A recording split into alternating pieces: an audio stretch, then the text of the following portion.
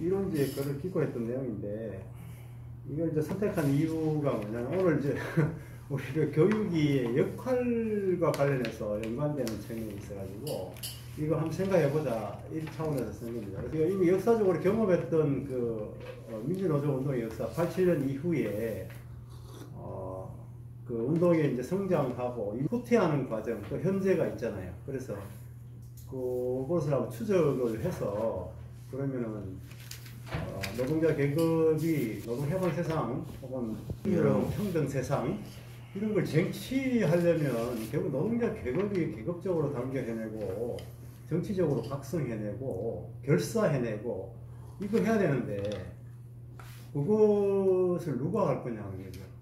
결국은 이제 우리 활동가들, 노조 간부들이 해야 될 문제인데 그런 문제를 조금 이제 노동자 의식적인 측면에서 의식의 성장, 정치적 성장 이런 문제를 어떻게 가능한가 이런 문제를 한번 조금 추적을 해봤습니다. 그 차원에서 제가 발제를 좀 하겠습니다. 여기서 이제 개념적인 얘기도 조금 나오긴 한데 경제투쟁에서 정치투쟁을 준비하는 활동 이렇게 되어 있습니다. 어쨌든 경제투쟁이라는 거는 끊임없이 해오고 있는 상황인데 계속 투쟁하고 방어하고 투쟁하고 방어하고 어떨 땐 조금 이기기도 하지만 끊임없이 이제 죽을 때까지 그렇다고 세상이 바뀌냐? 바뀌지 않는다.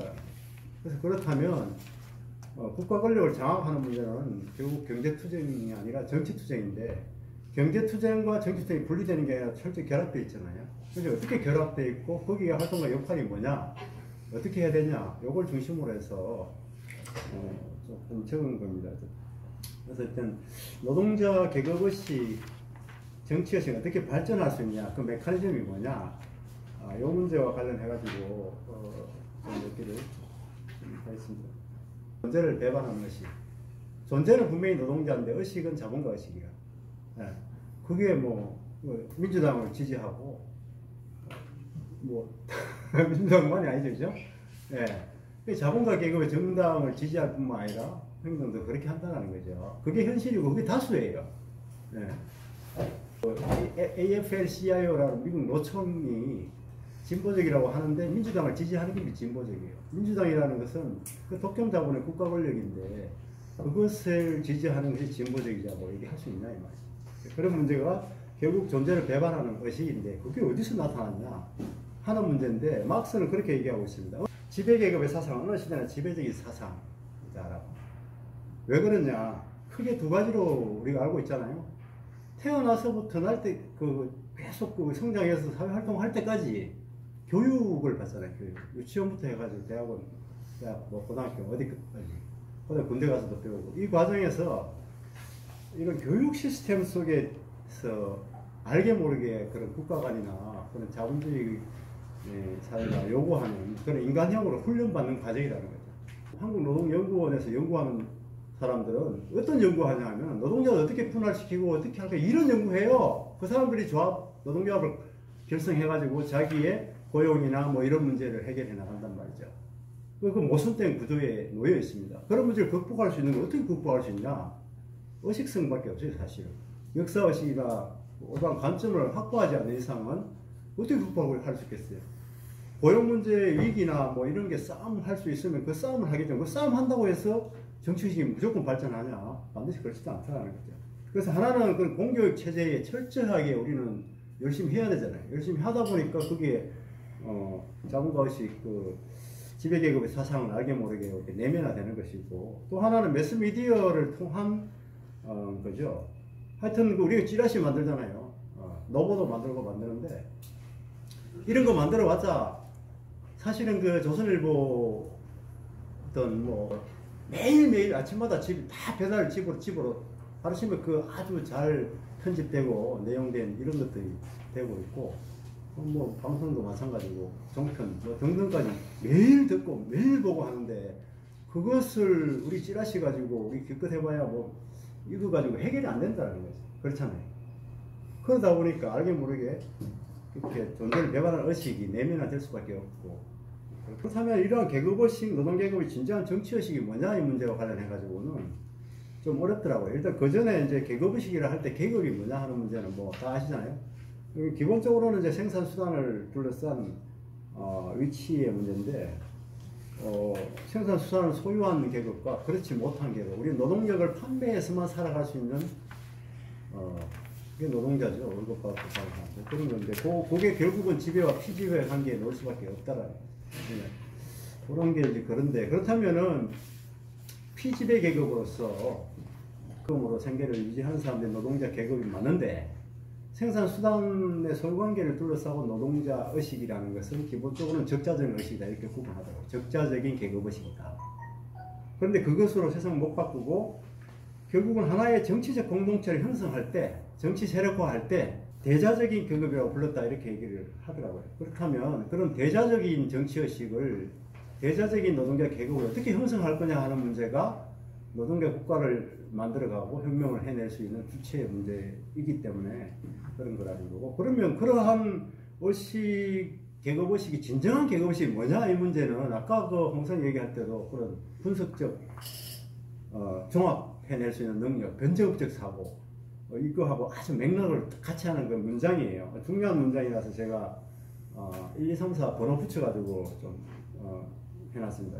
진정한 계급의식이 뭐냐 한번 읽어볼까요? 길지만은 이게 참 어려워요. 우리 스스로가 이런 계급의식을 가지고 있는가 문제를 이렇게 비추어볼 수 있는 그런 내용인데, 한번 볼까요? 노동자들이 전제정치, 그 당시에는 뭐 물론 이제 레닌 시대는 짜르 전제정치라는 게 있었지만 어때 독재 정권이든 부르주아 독재국가 정책이겠죠. 억압, 폭력 뭐 등등에 대해서 그것이 어느 계급에 악영향을 미치는가 상관없이 반응하도록 훈련하는 거예요. 적극적으로 그런 문제에서 바로 싸워야 될 때 싸우고 조직할 수 있는 그러한 감수성의 문제이고요. 두 번째는 노동자들이 다양한 계급들의 지적, 윤리적, 정치적 생활의 모든 현상에 대해서, 다양한 계급이라 하면 농민이든 빈민이든 학생이든 이런 것까지 다 포함해서 꼭 노동자만이 아니고 하나 관찰하는 법을 배워야 된다는 거죠. 우리가. 그러한 근로대중이랑 일하는 사람들인데 배우지 않는다면 진정한 계급의식이 있을 수 없다. 자기 눈앞에 있는 것만 맨날 따라다니가지고는 올바른 계급의식을 확보할 수 없다는 얘기입니다. 그 다음에 세 번째는 노동자들이 모든 계급계층 집단의 생활활동 모든 측면에서 유물론적 분석과 유물론적 평가를 실천적으로 적용하는 법을 배우지 않는다면 이런 얘기 있습니다. 노동자 계급의 의식과 주의력, 관찰력을 전적으로 주로 노동자 계급 그 자체에만 집중하는 사람은 사회주의 아니다라고 얘기하고 있습니다. 자기 문제만 천착해가지고 정규직 돼봤자 노조활동도 안 하는 경우가 너무 많죠. 이런 투쟁 과정에서 그런 계급의식 확보하지 못하면 나중에 세상을 바꾸는 건 둘째치고 노동조합 활동도 안 하는 형태로 나타날 수 있어요. 이상주의 사회주의자는이라고 해서 여기서는 이제 올바른 활동가들의 자질을 얘기를 하고 있습니다. 호민간에 이제 빗대가지고 조합 서기가 아니라 호민간이 돼야 된다 이렇게 얘기를 하는데, 온갖 현상에 대응할 능력이 있는 그리고 이 모든 현상을 경찰의 폭력과 자본주의 착취라는 하나의 그림을 종합할 능력이 있는, 전체적으로 볼 수 있는, 또 모든 사람 앞에 자신의 신념, 사회주의적 신념과 민주주의 요구를 표명할 수 있어야 된다는 거고, 설명할 수 있어야 된다는 거고, 이런 얘기를 쓰고 있습니다. 요 진정한 계급의식을 어떻게, 어떤 내용으로 어떻게 확보할 거냐 하는 문제를 여기 좀 적시를 하고 있어서 제가 좀 인용을 했습니다. 넘어가가지고, 그렇다면 우리가 그러한 그 노동자 계급의 정치의식은 어떤 경로로 발전하는가 하는 문제를 좀 역사적으로 한번 추적해보자 해서 좀 정리해봤습니다. 일단 한국 노동운동은 해방 후에는 전평이나 뭐 조선공산당, 그 다음에 인민위원회 등등해서 국가 권력을 장악하는 투쟁을 하고, 한국전쟁 과정을 또 절멸당하고 이렇게 했죠. 그렇게 하고 암흑시대를 거쳐서 80년 광주항쟁 이후부터 이러한 그 민족해방의 문제나 계급의 발견이나 이렇게 세상을 바꾸지 않고 해결되지 않는다라는 것을 인식하기 시작했습니다. 그전에는 민주화 운동, 독재 반독재 운동 이런 정도였지만, 이렇게 이제 만들어졌을 때 그 당시에 이제 책들을 읽고 하는 게 기본이었어요. 그렇잖아요. 여기 있는 동지들은 다 경험을 했을 것 같은데, 시각 교정용 도서 이런 게 있었잖아요. 그죠? 해방 전후사 인식이라든지 이런 게 있었습니다. 뭐 우상과 이성이라든지 뭐 여러 가지 있었습니다. 이게 87년 대투쟁 이전에 그런 그 80년 광주항쟁이나 서울의 봄이나 이런 과정을 거치면서 부처의식을 가진 수많은 그 인텔리 학생들이 이렇게 현장으로 1만에서 한 3만 명이 된다고 해요. 예, 위장 취업해서 노동자들을 일깨워서 세상을 바꾸자라고 해서 했었습니다. 그런 동지들이 많은 영향을 미쳤습니다, 실제로. 그런 노동자들이 이런 책을 읽으면서 각성되는 과정이 있었습니다. 그러고 나서 87년 이후에는 어땠습니까? 뭐 잘 아다시피 그 사회과학 도서 서점들이 막 곳곳에 엄청나게 많았고, 또 노동자 교양 교재들, 학습 교재들이 많이 나왔잖아요. 그런 걸 공부하는 게 당연했잖아요. 소모임 3명만 모이면 혼자라도 그런 세미나부터 했어요. 세미나 하면서 자기 현장 분석하고 어떻게 할 것인지 노동민주화든 뭐든 간에 했던 그런 게 아주 문화화되어 있었다는 거예요. 지금은 책 읽고 소모임 하자 이거는 마치 이상하게 느끼지만 그 당시는 하나의 문화였습니다, 사실. 그런 과정을 통해서 80년대 초 중반부터 후반까지 곳곳에서 사회과학 학습 모임을 운영했어요. 그렇죠. 그런 경험 다 가지고 있고, 지금 민주노조 운동에서 나이가 들어서 운동하는 사람 대다수가 그 당시에 경험을 가지고 있는 사람들이에요. 네, 그렇죠. 학생운동을 했던, 노동운동을 했던, 그 당시에 그 정치적 세력들, 정치적인 학습들, 이렇게 했던 사람들이 지금도 가장 활발하게 움직이고 있습니다. 그럼 후배 세대들이 중간에 없는 게 심각한 문제이고, 또 그 사람들이 다 늙어가고 있습니다. 퇴직하기 직전이고. 그래서 이런 중간 지도력들을, 정치의식을 확보한 정치 지도력을 어떻게 만들어낼 거냐 하는 문제가 노동조합 운동에서도 엄청 중요하고 변혁 운동에서도 엄청 중요할 수밖에 없습니다. 근데 그런 걸 이제 역사적으로 이해를 하게 볼 수 있고요. 그런데 문제는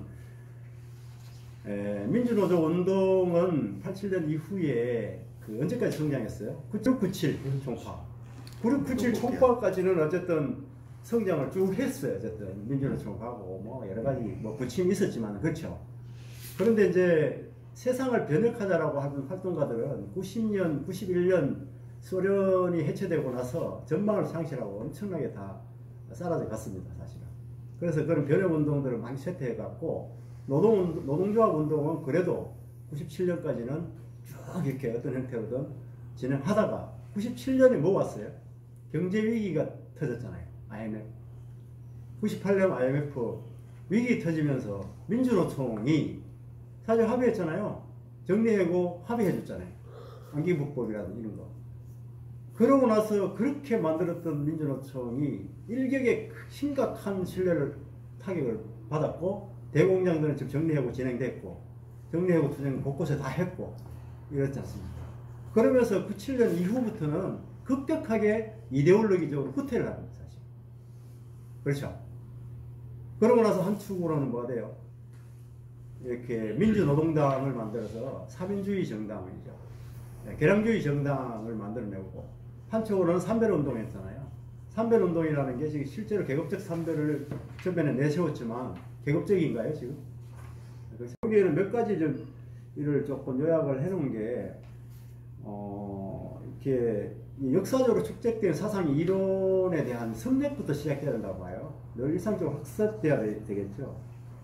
이거는 뭐 역사적 이론이라는 것은 그냥 하늘에 떨어진 게 아니고 계급 투쟁 과정에서 만들어졌던 거잖아요. 막스 이론이든 레닌의 이론이든 이런 거기 때문에 이것을 비판적이고 주체적으로 읽어내는 사업부터 해야 된다라는 것이고, 그건 교양 교재 과정일 겁니다. 그건 노동조합에서든 단체에서든 뭐 어디서든 계속적으로 쉽게 만들어서 교육해야 될 교양적 과제가 하나 있다, 이런 거고, 그 다음에는 그 거대한 노동자 계급이 국가 권력을 장악해서 70년 동안 운영했던 경험이라는 것은 그보다 더 풍부한 경험은 없다라는 거죠. 그 경험들을 재해석해내고 학습해내고 지향할 건 지향해내고, 이 작업이 이론과 진영에서 또 우리도 해야 된다, 이런 얘기입니다. 그 다음에는 또 이제 NLPD 이렇게 해서 이렇게 세상을 바꾸자라고 해서 이렇게 되어 왔는데, 그게 분열되어 있죠.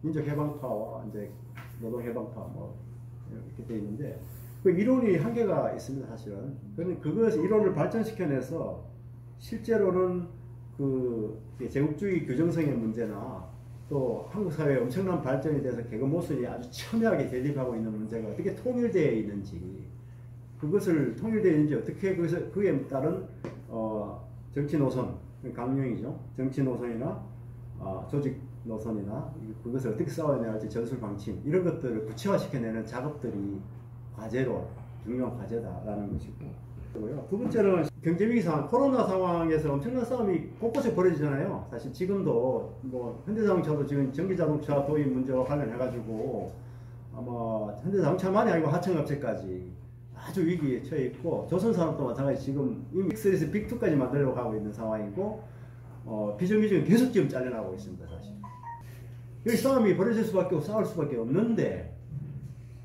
이 싸움의 정치적 역사적 의미를 명확히 인식해야 된다. 이런 경제투쟁 과정에서 정치투쟁을 정치의식으로 각성시켜내고 정치적으로 만들어내는 이게 절호의 기회이고 이때를 놓치면 노예로 전락한다. 이 문제의식이 매우 중요하다고 저는 강조를 좀 했습니다. 80년대 전평 뭐 이렇게 쭉 있는데 이거 뭐 지나가겠습니다. 어쨌든 80년대 후반 90년대 초까지 민주노총 운동의 경험을 이제 단추해 볼 때 노동운동 자체가 노동해방 정치 문제를 항상 얘기를 했었고 변혁 지향성이라는 거라든지 또 노동조합이 노동자들의 이해만 제기하는 게 아니라 전 민족적 요구를 지향했다는 거예요. 5월 노동자 대회 때는 항상 대회 준비위원회를 전농이라든지 모든 다른 계층까지 다 조직위원회를 구성해가지고 그렇게 집회를 준비했어요. 그러니까 노동자 혼자 우리 것만 살지 이런 게 아니었다는 거예요. 그런데 지금 안 그렇잖아요. 지금 계속 축소되고 있는 상태입니다. 그래서 전평은 말할 것도 없고 넘어가겠습니다. 어떻게 경제투쟁 정책 발전하는가 하는 문제인데요. 이것도 뭐 개념적으로 조금 얘기를 좀 해보면 계급투쟁의 3요소라고 이제 흔히 얘기하는 얘기가 경제투쟁, 정치투쟁, 이데올로기 투쟁 있는데 이게 따로따로 떨어져 있는 문제가 절대 아니잖아요. 그렇죠? 경제투쟁이 뭐죠? 경제투쟁이라는 것은 제가 자주 얘기하는 것은 노동력 판매 조건을 둘러싼 투쟁이다 이렇게 저는 정의를 해버려요. 그냥 노동력 판매 조건, 고용의 문제든 뭐 여러 가지 있습니다. 하여튼 이런 것들 경제투쟁은 혁명투쟁 직전까지 계속 할 수밖에 없는 거죠. 임금투쟁조차도 자본가의 대립투쟁이잖아요. 임금을 높이면 자본가들 이윤이 줄어들기 때문에 그게 계급투쟁이에요. 기본적으로. 그렇죠. 그런데 임금만 높인다고 근본적으로 해결되냐? 어쨌든 이런 그 경제투쟁의 문제 영역은 뭐 많습니다. 이쪽에 쭉 나열을 좀 해놨지만 이런 그 단체 협약이나 해고자 복직, 뭐 공기업 사유화 저지까지도 다 포함해서 성과 연봉제, 뭐 노동부 계약까지도 전문하는 경제투쟁이 봐요. 기본적으로는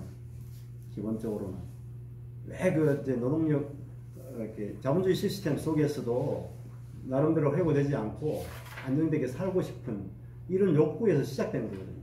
대부분 다 그 범주에 속한다. 그런데 경제투쟁 속에서 어떻게 정치투쟁을 준비하는 활동이 될 거냐 하는 문제죠. 노동조합은 노동자의 정치학교다. 또 노동자의 훈련하는 군사학교다. 이런 얘기를 많이 하잖아요. 실제로. 저는 두 가지를 얘기하고 싶어요. 하나는 투쟁 시기나 일상 시기. 이 양 시기에서 모든 것은 경제적인 이해를 가지고 당면한 요구를 가지고 싸우는데 요구를 정식화해서 싸우는데 그 싸우는 이면에 상호 연관성들을 어떻게 이제 정치 교육하고 범죄 인식을 확장시키는 대로 만들어낼 거냐 이 문제가 하나이고 그 투쟁을 하는 과정에서 훈련하는 게 또 하나라고 생각이 들어요. 옛날에 아파트에서 무슨 총무부장 이런 거, 총무이사 이런 거 해봤는데 노동자들하고요 일반 시민들하고는 훈련 정도가 완전히 달라요. 완전히 회의 하나 하는 것조차 노동조합은 일사불란해요. 그래도 뭐 하나도 훈련이 돼 있어요. 그만큼 계속 그 민주주의 훈련이 돼 있습니다. 사실은 그러다 보니까 노동자들은 지도력과 제대로 세고 의식이 되면 필요하면은 요구가 딱 올바른 그 요구가 정립이 되고 하면 또 투쟁의 승리 전망이 있으면 아주 일사불란하게 움직일 수 있는 군대가 될 수 있다는 거죠. 일반 시민은 거의 훈련이 안 돼 있어요. 근데 노동조합은 안 그래요. 그게 진짜 장난 아니에요. 그러니까 왜 그런가 하면 노동자들은 사측의 일사불란한 그 지휘 시스템에 있잖아요. 아주 조직적으로 움직이잖아. 그게 몸에 배어 있고 그 다음에 노동조합도 투쟁 시기에 다 그런 게 훈련 쟁의를 할 때 그렇게 하잖아요. 그게 끊임없이 반복적으로 훈련하게 하는데 이런 경제투쟁 과정에서도 파업을 하나 할 때 준비 과정부터 다 세심하게 훈련을 시킨다. 의식을 높인다. 이 관점에서 다 활동가들이 준비하고 진행을 해야 된다. 왜? 이번에 싸움해가 이긴다고 해서 다음에 안 싸워야 되냐? 계속 단결력을 높여내고 의식을 높여내고 그 지도력을 계속 성장시켜내는 목적식 속에서 모든 활동을 해내야 당면한 투쟁의 단결력도 높아지고 또 이후의 조직력이 결국은 조직력 강화로 이렇게 모아지는 이런 형태가 돼야 된다는 거죠. 다 이게 다 경험하고 다 아는 내용이지만 두 가지다. 하나는 이제 경제 투쟁 과정에서 정치에서 어떻게 높여낼 거냐 하는 문제. 파워 프로그램 속에 어떻게 그런 의식 속에서 파워 프로그램에 여러 가지 만들어낼 거냐. 교육이라든지 선동이라든지 또 그 다음에 조직적 실천을 의식적으로 만들어서 조장 훈련이라든지 체계적으로 움직이는 거라든지 이런 거 훈련시켜내는 거. 이래서 자꾸 단계를 내고 단계를 확장하는 대로 나가야 된다. 이런. 경제 투쟁 과정에서 정치 투쟁을 준비하는 활동 요체가 뭐냐 이렇게 되어 있는데 이게 경제 투쟁이라 하더라도 임금 인상 투쟁이라 하더라도 아니면 상여금 관련한 투쟁이라 하더라도 계속 그 기만적인 논리, 우리의 논리의 정당성뿐만 아니라 여러 가지 기만적인 논리를 펴잖아요. 사측에서도 그렇고 하잖아요. 그런 거 하고 그 다음에 이제 여러 가지 중간치기 그런 기회주의 흐름에서 끊임없이 교란하는 또 논리를 펴요. 사례를 여러 가지 들 수도 있겠지만 어쨌든 준비를 안 했습니다. 그런 것들을 계속 폭로하지 않으면 그 투쟁조차 승인을 못 하잖아요. 정당성 문제나 그런 그 폭로의 문제 있고 거기서 더 나가서 정치적인 교육, 정치적인 폭로까지 해낼 수 있어야 된다는 거죠. 90년대 이후에는 하다못해 임금 인상 투쟁조차도 국가 권력과 대립할 수밖에 없는 정서로 전환되죠. 그죠? 그 전에 87년 이후에는 모든 싸움이 개별 자본가와 싸움이었어요. 그런데 그 이후에 90년에 뭐하냐면 경단협이나 자본가들이 딱 단체들을 만들고 합당해가지고 딱 시스템 만들어버려요. 그때부터는 임금 인상조차도 어떻게 돼요? 총액 임금제 딱 들고 나오고 모든 지침들이 경총 지침이나 지침 형태로 딱 나와서 경제투쟁조차도 국가 권력을 상대로 하지 않으면 싸울 수 없는 구조가 변해버리거든요. 그런데 의식이 기업주의에 빠져 있으면 그걸 넘어설 수 없죠. 그러면 그런 조건이면 활동가들이 국가 권력의 그러한 또 자본가 계급의 그러한 의도나 내용들을 폭로해내야 그것에 맞서는 정치의식, 정신무장을 해야 싸울 수 있는 거다. 정치 폭로와 정치 교육은 그런 속에서 매우 중요할 수밖에 없고 필요 불가결한 거죠. 그런 과정에서 지도력을 끊임없이 생산해내는 사업들을 해내야 되겠습니다. 또 하나는 민주주의 문제입니다. 국가 독점 자본주의 사회에서 민주주의 투쟁 과제는 정치 투쟁 과제와 연관되어 있다는 거잖아요. 우리가 한국 사회는 민주주의 문제가 아주 예민해요, 실제로. 그래서 4.19도 있죠, 그죠? 부마항쟁도 있고, 촛불항쟁 이런 것들을 하면서 민주주의 문제가 일반 노동자나 민민들에게 있어서 예민한 상황입니다. 그런데 어디에 갇혀 있습니까? 부르주아 민주주의 갇혀 있잖아요. 부르주아 민주주의 갇혀서 실제로는 정치 결사할 수 없는 상태입니다. 국가보안법에 딱 가로막혀가지고 실제 세상 바꾸자고 당 만들려고 하면 국가보안법에 가로막혀서 우리의 강령들을 올바른 요구 이런 걸 내세울 수도 없고 그걸 선동할 수도 없어요, 실제로. 그러면 진정한 민주주의가 아니잖아요. 그럼 민주주의 문제에 예민한 노동자 민중들의 그런 정서와 문화 속에 노동자 민주주의, 더 확장된 민주주의, 이런 민주주의를 선전하고 선동하고 교육할 수 있는 조건이 된다는 거죠. 실질적 민주주의를 확장시켜 나갈 수 있는 그런 중요한 그런 모티브가 있다는 거죠. 혁명을 하려면 정치적 참모부가 있어야 가능합니다. 그렇죠? 지금 흩어져서 노동전선 이름으로도 하고 어디도 이름으로 하고 여러 형태로 할 수 있겠죠. 그렇지만은 올바른 그 전술 방침을 구사해내고 이러려면 그런 지도력이 참모부 형태로 구성이 돼야 되겠죠. 결국은 이제 노동자 계급의 정치 세력화, 또 세상을 바꾸는 데 있어서 구심, 지도부, 지도력 이걸 어떻게 구축할 거냐. 현장에 철저히 뿌리박고 있으면서도 전국성을 확보한 또 올바른 내용을 장착한 또 그런 그 규율이 있는 이러한 참모를 어떻게 만들 거냐 하는 문제는 지금 세상을 바꾸자라고 하는 데 있어서 현재의 가장 시대적, 역사적, 핵심적인 과제다라고 생각이 들고요. 그런 부분이 형성돼 가는 과정 자체가 그냥 뭐 거기 만들면 그렇게 하냐. 지금부터 진행하는 것이고 그것이 그쪽으로 모아지도록 가야 된다. 그렇게 생각합니다. 양편향 뭐 넘어가겠습니다. 그래서 여기까지인데 어쨌든 다 아는 내용이긴 한데 이 얘기를 제가 조금 드리는 이유는 활동가들이나 간부들이 이런 자본의 위기, 자본의 축적 위기가 심각한 상황, 또 한편으로는 곳곳에 싸움을 목숨 걸고 해야 되는 조건, 곳곳 해고가 진행되고 있잖아요. 그 싸움이 더 이제 진행될 수밖에 없는 건데 이 과정에서 정치의식을 어떻게 확장시켜내고 현장 간부들이나 또 간부들이 또 조합원들까지 확장시켜내고 그것이 노동자 계급의 군대를 어떻게 만들어낼 거냐, 거기에 지도력을 어떻게 만들어낼 거냐, 정책 참모를 만들어낼 거냐, 좀 열심히 하면서 그 활동에 집중하지 않으면 앞쪽에 여러 가지 노동자 국가든 뭐 여러 가지 자본주의의 위기가 심각한데 이 문제를 어떻게 극복해야 될 수밖에 없는 현실적 과제고 가장 역사적인 과제인데 한 발도 못 나간다는 거죠. 그래서 결국은 이제 어떻게 구체적으로 해낼 거냐, 이 문제와 맞닿아 있는 측면이라서 조금 말씀드렸습니다. 어쨌든 나중에 이제 얘기를 좀 하면서 참고하시면 좋겠습니다. 이상입니다.